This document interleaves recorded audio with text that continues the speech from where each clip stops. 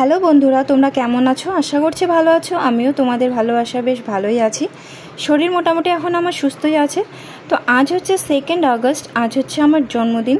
তো আমার জন্মদিনটা সেভাবে বড় কিছু করে স্পেশালভাবে সেলিব্রেট করি না, কিন্তু আমার হাজব্যান্ড যে ও আমাকে ছোটোর মধ্যে যেটুকুনি খুশি রাখার চেষ্টা করে আমি তাতেই খুশি থাকি। ওর খুশিতেই আমি আর কি খুশি হই, আর আমি যেহেতু একটুতে খুশি হই সেজন্য ও আমার জন্য খুব খুশি হয়ে যায়, জানো। তো এটাই আমার কাছে অনেক গর্বের যে নতুন নতুন জিনিস আমাকে সবসময় দিতে হবে, সেজন্য যে আমি বায়না করব সেটা আমার কাছে কোনো ম্যাটার করে না। ও আমাকে যতটা ধৈর্যভাবে আমাকে যতটা জিনিস দেয় আমার কাছে অনেক। আর ও আমাকে সেজন্যই এতটা, হয়তো জানি না, ভালোবাসা কতখানি, তা কারো মনের ব্যাপার তো বলা বড় মুশকিল। তো তোমরা তো দেখতে পেলে যে কুর্তিটা, সেটাই ও আমাকে গিফট করেছে 3 পিসের, আর আমি খুবই খুশি হয়েছি, খুবই পছন্দের হয়েছে আমার। আর এদিকে জানো গুনগুন রাগ করেছে কখন কেক কাটবো, কেক কাটছি না বলে। আর এই যে জামাটা পরেছে এটা হচ্ছে ওর কাকিয়া ওকে দিয়েছিল, তো আজকে ওকে ফার্স্ট টাইম পরানো হলো। আর বাচ্চারা কেকের জন্য ওয়েট করে আছে কখন কেকটা খাবে। তো আমি কখন কেকটা কাটবো অনেক সময় ধরে অপেক্ষা করছে ওরা। তো মিয়াওমারি থেকে একটা কেক নিয়ে এসছে তোমাদের দাদাভাই, আর আমার জন্য এই 3 পিসটা। তো সেভাবে আমি কিছু করছি না, ওই বাড়িতে কটা মিষ্টি আনা হয়েছে আর হচ্ছে বিরিয়ানি আনা হয়েছে। তো বিরিয়ানিটা খাবো আমি আর পুচু, তোমাদের দাদাভাই তো বেশি ভালোবাসে না। ও এই যে দেখো কেকটা জানো খুব টেস্টি ছিল। তো বন্ধুরা তোমাদের জানিয়ে রাখি, তোমাদের সাথে তো আমি সব কিছু শেয়ার করি। তো আমার জন্মদিনটা ছোট হোক চাই বড় হোক, যেভাবেই আমি সেলিব্রেট করলাম, তো তোমাদের সাথে শেয়ার করবো না তা কি কখনো হয় বলো তো? তো আমাকে না তোমরা এইভাবেই আশীর্বাদ করো, আমি যেন আমার জন্য শরীর সুস্থ থাকে, ভালো থাকে, আর এইভাবে আমি তোমাদের সাথে জুড়ে থাকতে পারি। আর আমার এখন না ভিডিও করা একটা নেশার মতো হয়ে গেছে। যতই কিছু হয়ে যাক না কেন, এটা আমার মাথার মধ্যে ঘুরতেই থাকে। হয়তো এটা তোমাদের প্রতি আমার ভালোবাসার জন্য, জানি না কতদূর কি এর থেকে কি সাকসেস পেতে পারি বলা বড় মুশকিল। তবে সাকসেস পাই যে না পাই, আমি এভাবেই তোমাদের সাথে থাকতে চাই। তো এভাবেই আমাকে পাশে রেখো, এভাবেই আমাকে সাথে রেখো তোমাদের। তো আমি এখন কেক কাটিং করব, তারপরে বাচ্চারা কেকটা খাবে, তাতেই আমি বেশ খুশি। আর টান তো জানো, ও যখনই মোম জ্বালাই তখনই বলে আমি হু দেবো। তো আমি তো মোমবাতিটা ফার্স্টে নিভিয়ে দিয়েছিলাম, তো আবার পরে জ্বালিয়ে দিয়েছি, ও বায়না করছিল বলে, ও নিভাবে। তো দ্বিতীয়বার জ্বালিয়ে দেওয়ার পরে দেখো ভীষণ খুশি হয়ে গেছে, কারণ ও ফু দিয়ে নিয়েছে। তো আজকে যে এই মিয়াওমারির থেকে যে কেকটা এনেছে তোমাদের দাদাভাই, এটা চকলেটি কেক না। আমাদের অ্যানিভার্সারির সময় ওটা চকলেটি কেক ছিল, বাট এটা হচ্ছে ম্যাঙ্গোভেলা।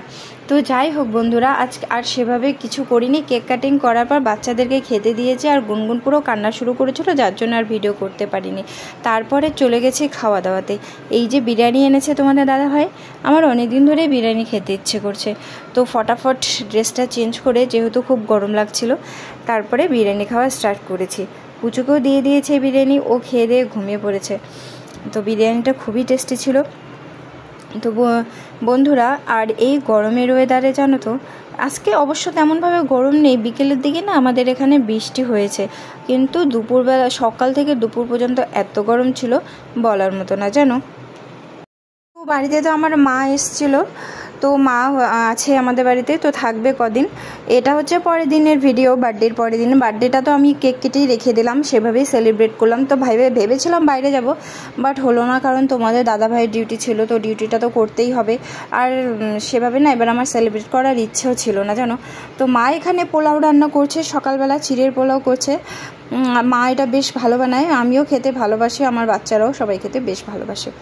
তো এইভাবেই আমার পাশে থেকো বন্ধুরা। আমাকে অনেক কমেন্ট করছো অনেকে যে আমার ভিডিও খুব ভালো লাগছে, তারপরে বলছো আরও এগিয়ে যাও।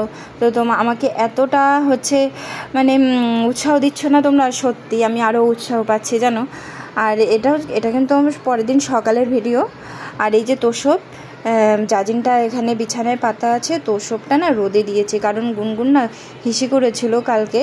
তো আজকে যেহেতু বাইরে ভালোই রোদ উঠেছে, তো সেজন্য আর কি তোমাদের দাদাভাইকে বললাম যে তোষবটা ছাদে দিয়ে আসো।